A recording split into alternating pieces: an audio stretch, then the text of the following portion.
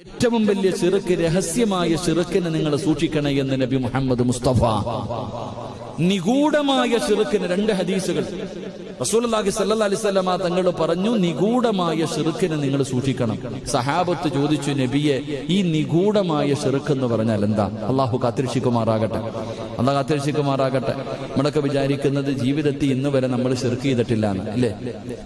ജീവിതത്തിൽ ഇന്ന് വരെ നമ്മൾ ശിർക്ക് ചെയ്ത, അള്ളാന്റെ റസൂൽ സല്ലല്ലാഹി അലൈഹി വസല്ലമ തങ്ങൾ പറഞ്ഞു, ശിർക്ക് ചെയ്യാത്ത രീതിയിൽ ഒരു മനുഷ്യൻ അള്ളാനെ കണ്ടുമുട്ടിയ അവൻ അള്ളാഹു കരുണ കാണിക്കും, അവൻ രക്ഷപ്പെടും, അവന് സ്വർഗം കൊടുക്കുമെന്ന് നബി മുഹമ്മദ് മുസ്തഫ. എത്ര വലിയ പാപം ചെയ്ത മനുഷ്യനാണെങ്കിലും അള്ളാഹ് അങ്ങനെ കരുണയുള്ളവനാ. അള്ളാഹു കരുണയുള്ളവൻ. അള്ളാഹുവിന്റെ കരുണ എന്ന് പറഞ്ഞാൽ വല്ലാത്തത്, നമ്മുടെ ഉദ്ദേശങ്ങൾക്ക് അപ്പുറത്താണ് അള്ളാന്റെ കരുണ. പള്ളിയിൽ കിടക്കുന്ന പൊടിയെടുത്ത് കളഞ്ഞവൻ, നിങ്ങൾ ചിന്തിച്ചു നോക്ക്, ഒരു വ്യഭിചാരിയായ ഒരു പെണ്ണ് ഒരു നായി വെള്ളം കിട്ടാതെ കിടന്ന് ദാഹിച്ചിട്ട് മരണത്തോട് മല്ലടിക്കുമ്പോ ഒരല്പം വെള്ളം കോരി കൊടുത്തതിന് അള്ളാഹ് സ്വർഗം കൊടുത്തെന്ന് നബി മുഹമ്മദ് മുസ്തഫ. ഒരു നായിക്ക് വെള്ളം കൊടുത്തപ്പോ ഒരു പെണ്ണിന് സ്വർഗം കൊടുത്തു. എന്നാൽ 5 നേരം നിസ്കരിച്ചിരുന്ന, അള്ളാനെ ഭയന്ന് ജീവിച്ചിരുന്ന ഒരു പെണ്ണ് ഒരു പൂച്ചയെ വേദനിപ്പിച്ചതിന്റെ പേര് നരകത്തിലും പോയി. അതാ എന്റെ പ്രിയപ്പെട്ടവർ, അതുകൊണ്ടാണ് പ്രവാചകൻ പറഞ്ഞത്, ചിലപ്പോൾ നിസ്സാരമായ പള്ളിക്കകത്ത് കിടക്കുന്ന പൊടിയെടുത്ത് കളഞ്ഞാൽ സ്വർഗത്തിൽ പോകാം. റോഡി ജനങ്ങൾക്ക് ഉപദ്രവമായി ഒരു കല്ല് കിടക്കുന്നു, അതെടുത്ത് മാറ്റിയ സ്വർഗത്തിൽ പോകാം. അത് അള്ളാന്റെ കരുണ. അള്ളാഹു നമുക്ക് ഭാഗ്യം നൽകുമാറാകട്ടെ, അള്ളാഹു നമുക്ക് ഭാഗ്യം നൽകുമാറാകട്ടെ. എന്താ ഞാൻ പറഞ്ഞത്? എന്താ പറഞ്ഞേ? അള്ളാഹുവിന്റെ തൃപ്തി ഞാൻ പറഞ്ഞതല്ല, നിഗൂഢമായ ശിർക്ക്. ഓർമ്മക്കുറവ എല്ലാത്തിനും. അള്ളാഹു ഓർമ്മശക്തി നൽകുമാറാകട്ടെ. ആമീൻ പറ. സ്വന്തം ഫോൺ നമ്പർ അറിയുന്നവര് കൈബുക്ക്, സ്വന്തം ഫോൺ നമ്പർ കാണാതറിയുന്നവര്, ശരി, ഭാര്യയുടെ നമ്പർ അറിയുന്നവര്, പിന്നെ മക്കളുടെ നമ്പർ ചോദിക്കണ്ടല്ലോ, സ്വന്തം നമ്പർ തന്നെ തപ്പിപ്പറക്കും. ഭാര്യയുടെ നമ്പർ അറിയില്ല, പിന്നെ മക്കളുടെ നമ്പർ ചോദിക്കേണ്ട കാര്യമില്ല. ഇതാ നമ്മുടെ ഓർമ്മ. അല്ലാഹു അലം. പണ്ടുള്ളവർക്കൊക്കെ നല്ല ഓർമ്മയായിരുന്നു, ഇപ്പൊ നമുക്ക് ആവശ്യമില്ലാത്തതേ ഓർമ്മയുള്ളൂ. അള്ളാഹു ഭാഗ്യം തരുമാറാകട്ടെ. എന്റെ പ്രിയപ്പെട്ടവരെ, നിഗൂഢമായ ശിർക്കിനെ നിങ്ങൾ സൂക്ഷിക്കണം. സഹാബത്ത് ചോദിച്ചു, നബിയെ, ഈ നിഗൂഢമായ ശിർക്ക് എന്ന് പറഞ്ഞാൽ എന്താ? നിഗൂഢമായ ശിർക്ക് എന്ന് പറഞ്ഞാൽ നമ്മൾ വിഗ്രഹങ്ങൾ ആരാധിക്കുക, അള്ളാഹുവിന് പങ്കുകാരൊക്കെ, അത് മാത്രമല്ല ശിർക്ക്, അത് വലിയ ശിർക്ക്. നിഗൂഢമായ ശിർക്ക് എന്ന് പറഞ്ഞാൽ മറ്റൊരാൾ കാണുന്നതിന് വേണ്ടി ഇബാദത്ത് ചെയ്യൽ, അത് നിഗൂഢമായ ശിർക്കാണെന്ന് നബി മുഹമ്മദ് മുസ്തഫ. ഞാൻ ഈ വഴുതു പറയുക, എന്തിനാ വഴുതു പറയണം? സിറാജ് നല്ല ഗുഡ, നല്ല പ്രഭാഷകനാണ്, നല്ല പ്രസംഗം, എന്തുവാടാ ഖുർആൻ വായത്തൊക്കെ, എന്തുവാ ഈ പ്രായത്തിൽ തന്നെ. എന്റെ ആഗ്രഹം, എന്റെ നിയത്ത് ഇതാണെങ്കിൽ പോയി. അള്ളാഹു കാക്കുമാറാകട്ടെ. ഒരാൾ നമസ്കരിക്കുന്നത് അള്ളാഹുവിന് വേണ്ടിയാകണം, അള്ളാഹുടെ തൃപ്തി കരുതിയിട്ടാകണം. മറ്റൊരാൾ കാണാൻ വേണ്ടിയാണെങ്കിൽ അത് ശിർക്കാന്നാ പറഞ്ഞേ. അല്ല പറയും, പോയി വേടിയില്, അബൂബക്കർ കാണാനല്ലേ നിസ്കരിച്ച്, ഓന്റെ അടുക്ക പോയി പ്രതിഫലം വാങ്ങിച്ചോ. ഇങ്ങനെ കളിയാക്കി അള്ളാഹു പറഞ്ഞു വിടും. അള്ളാഹു കാത്തിരക്ഷിക്കുമാറാകട്ടെ. എന്റെ പ്രിയപ്പെട്ട സഹോദരങ്ങളെ, പ്രവാചകൻ സല്ലല്ലാഹു അലൈഹി വസല്ലമ തങ്ങൾ പറഞ്ഞു, അവിടെ നിന്ന് പറയുന്നു, നീ കർമ്മങ്ങൾ ചെയ്യുമ്പോൾ അള്ളാഹുവിന്റെ തൃപ്തിയാണ് നീ കരുതേണ്ടത്. 2, അള്ളാഹുവിന്റെ തൃപ്തി ലഭിക്കുന്ന കർമ്മങ്ങൾ നീ ചെയ്യണേ എന്ന് നബിയുനാ റസൂലുള്ളാഹി. 2 കാര്യങ്ങളാ പറഞ്ഞത്. 1, എന്ത് നന്മ ചെയ്താലും നീ അതിലൂടെ അള്ളാഹുവിന്റെ തൃപ്തി മാത്രം കരുതണം. 2, അള്ളാഹുടെ തൃപ്തി കിട്ടുന്ന ചില കാര്യങ്ങളുണ്ട്, അള്ളാഹുവിന്റെ തൃപ്തി കരസ്ഥമാക്കാൻ കഴിയുന്ന ചില കാര്യങ്ങളുണ്ട്.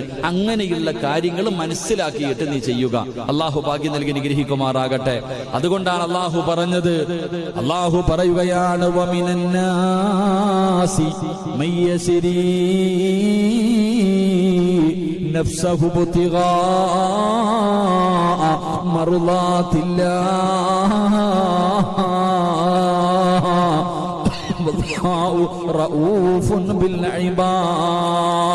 പടച്ചവനെ, ഒരു സ്വഹാബിയുടെ ജനാസ ഖബറിന്റെ അകത്ത് ഇറക്കി വെച്ചിട്ട് അള്ളാഹുവിന്റെ പ്രവാചകൻ ആ ഖബറിന്റെ ചാരത്തിരുന്നിട്ട് സ്വഹാബത്തിനോട് പറഞ്ഞു കൊടുത്തു, സ്വഹാബാ,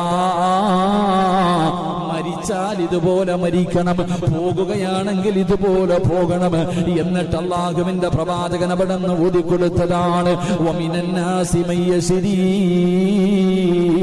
നഫ്സഹു ഇബ്തിഗാഅ മർളാതില്ലാഹ്. ചില ആളുകളുണ്ട്, അവൻ അല്ലാഹുവിന്റെ തൃപ്തി തേടിക്കൊണ്ട് സ്വന്തം ജീവിതം തന്നെ അവൻ അല്ലാഹുവിനെ വിറ്റവനാണ്. അവന്റെ മോഹങ്ങളും അവന്റെ സ്വപ്നങ്ങളും അവന്റെ ആഗ്രഹങ്ങളും അവന്റെ ചിന്തകളും സർവ്വതും അല്ലാഹുവിന് കൊടുത്തത് അല്ലാഹുവിന്റെ തൃപ്തിക്ക് വേണ്ടിയാണ്. പടച്ച റബ്ബിന്റെ സ്വർഗം കിട്ടാനാണ്. അല്ലാഹുവിന്റെ തൃപ്തിക്ക് വേണ്ടി പടച്ച റബ്ബ് കൊടുത്തത് മുഴുവനും അല്ലാഹു കൊടുത്ത ചിലരുണ്ടെന്ന് അല്ലാഹുവിന്റെ വിശുദ്ധ ഖുർആൻ. അല്ലാഹുവിന്റെ തൃപ്തി മാത്രം ആഗ്രഹിച്ചുകൊണ്ട് കർമ്മം ചെയ്യുന്നവരെ അല്ലാഹു പുകഴ്ത്തി പറയുന്നുണ്ട്. എന്റെ പ്രിയപ്പെട്ടവരെ, അല്ലാഹുവാണ് സ്റ്റേജിൽ കയറ്റിയിരുത്തിയിട്ട് മഹാനാണ്, വലിയവനാണ്, സദഖ കൊടുക്കുന്നവനാണ്, നിസ്കരിക്കുന്നവനാണ്, അല്ലാഹുവിന്റെ പള്ളിയെ സഹായിക്കുന്നവനാണ് എന്ന് നാട്ടുകാരുടെ മുന്നിൽ പുകഴ്ത്തുന്നതിൽ കാര്യമില്ല. എങ്കിൽ അല്ലാഹുവിന്റെ തൃപ്തിക്ക് വേണ്ടി ഇബാദത്ത് ചെയ്യുന്നവരുണ്ടല്ലോ, അവരെ കുറിച്ച് പരിശുദ്ധമായ ഖുർആനിൽ അല്ലാഹു പുകഴ്ത്തുകയാണ്. വമസലുൽ ലദീന യുൻഫിഖൂന അംവാലഹും ഇബ്തിഗാഅ മർളാതില്ലാഹ് വതസ്ബീതൻ മിൻ അൻഫുസിഹിം കമസലി ജന്നത്തിൻ ബിറബവത്തിൻ അസ്വാബഹാ വാബിലു ഫആതത് ബുഖലഹാ ളിഅഫൈൻ ഫഇൻ ലം യുസിബ്ഹാ വാബിലു ഫതൽ വല്ലാഹു ബിമാ തഅമലൂന ബസീർ. അല്ലാഹു അവരെ കുറിച്ച് അല്ലാഹുവിന്റെ തൃപ്തിക്ക് വേണ്ടി കർമ്മം ചെയ്യുന്നവരെ അല്ലാഹു ഒരു ഉദാഹരണം പറഞ്ഞിട്ടാ പുകഴ്ത്തിയത്. ഖുർആൻ എടുത്ത് നിങ്ങൾ നോക്ക് എന്റെ പ്രിയപ്പെട്ട സഹോദരങ്ങൾ. അല്ലാഹു പറയുകയാണ് അവരുടെ മനസ്സുകളിൽ അവിടുന്ന് പ്രവാചകൻ അല്ലാഹു ഉപമിച്ചു കൊടുത്തത് ഉയർന്ന സ്ഥലത്തുള്ള ഒരു തോട്ടത്തിലേക്ക് ഉപമിച്ചു. ഉയർന്ന സ്ഥലത്തിരിക്കുന്ന ഒരു തോട്ടത്തിലേക്ക് ഉപമിച്ചു. കനത്ത മഴ ലഭിക്കുമ്പോൾ അവർക്ക് കിട്ടിയതിന്റെ 2 ഇരട്ടി അവരെന്ത് ചെയ്യും? അള്ളാഹുവിന് വേണ്ടി കൊടുക്കും. നല്ല മഴയൊക്കെ പെയ്ത് ഒരുപാട് അവരുടെ കൃഷിയിടത്തിൽ നിന്ന് ഒരുപാട് വിളവുകൾ കിട്ടിയാൽ അവരെന്ത് ചെയ്യും? കിട്ടിയതിന്റെ 2 ഇരട്ടി അവർ കൊടുക്കും. എന്നാൽ ഖുർആൻ അവിടെ നിന്ന് പറയുന്നു, ഇനി അതിൽ കനത്ത മഴയൊന്നും കിട്ടിയില്ല, ഒരു ചാറ്റൽ മഴയെ പെയ്തുള്ളൂ. അപ്പോ അവർക്ക് ചെറിയ എന്തെങ്കിലും കിട്ടിയാലും അത് മതി, അതിൽ നിന്നും അവർ കൊടുക്കും. അള്ളാഹു നമുക്ക് ഈമാൻ നൽകുമാറാകട്ടെ. അതാണ് അള്ളാഹുവിന്റെ തൃപ്തിയുടെ പൈസ ഒരുപാടുള്ള സമയത്ത് കൊടുക്കുന്നതിനേക്കാളും പ്രതിഫലം കുറച്ചുള്ളപ്പം കൊടുക്കല. എന്റെ കയ്യിൽ അതുകൊണ്ടാണല്ലോ നബി സല്ലല്ലാഹു അലൈഹി വസല്ലമ തങ്ങൾ പറഞ്ഞത്, നിങ്ങൾ ഹദീസ് എടുത്തു നോക്ക്, ഒരു ചെറിയ അമൽ കൊണ്ടുപോകണമെങ്കിലും മഹാനായ പ്രവാചകൻ സല്ലല്ലാഹു അലൈഹി വസല്ലം ആയിഷ ബീബി റളിയല്ലാഹു തആലഹയ്ക്ക് ഒരു അടിമയെ വാങ്ങി, ഒരു അടിമയെ കിട്ടി.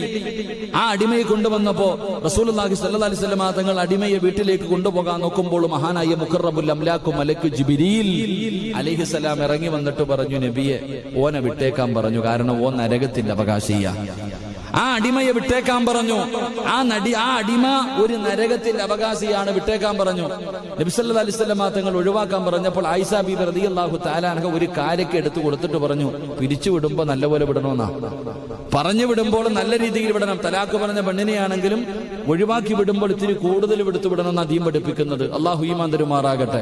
അപ്പൊ ഈ അടിമയാ നരകത്തിന്റെ അവകാശിയാണെന്ന് പറഞ്ഞതുകൊണ്ട് ഒഴിവാക്കി വിട്ടു. എന്നാ കുറച്ചു കഴിഞ്ഞപ്പോ മഹാനായ മുഖറബുൽ അംലാഖു മലക്ക് ജിബ്രീൽ അലൈഹിസ്സലാം വന്നിട്ട് പറഞ്ഞു, നബിയെ ആ പോകുന്ന അടിമയെ തിരിച്ചു വിളിച്ചോ, ഓ സ്വർഗത്തിന്റെ അവകാശിയാ. അവന് സ്വർഗത്തിന്റെ അവകാശിയാ. ഒരൊറ്റ മിനിറ്റുകൾ കൊണ്ട് നരകത്തിന്റെ അവകാശി സ്വർഗത്തിന്റെ അവകാശിയായി. റസൂലുള്ളാഹി തങ്ങൾ അത്ഭുതത്തോടുകൂടി ചോദിച്ചു, ഇപ്പോഴല്ലേ പറഞ്ഞത് നരകത്തിന്റെ അവകാശിയാണെന്ന്, ഇത്ര പെട്ടെന്ന് എങ്ങനെ സ്വർഗത്തിന്റെ അവകാശിയായി? അപ്പൊ പറഞ്ഞു, ആയിഷ ബീബി റളിയല്ലാഹു തആല റിപ്പോർട്ട് ചെയ്യുന്ന ഹദീസ്, അവിടെ നിന്ന് കൊടുത്തുവിട്ട കാരയ്ക്ക് പോകുന്ന വഴിയിൽ ഒരു പാവപ്പെട്ടവനെ കണ്ടപ്പോ പകുതി സദഖ കൊടുത്തു, അതിലൂടെ സ്വർഗത്തിന്റെ അവകാശിയായെന്ന് ആദരവായ പ്രവാചകൻ നബി മുഹമ്മദ് മുസ്തഫ.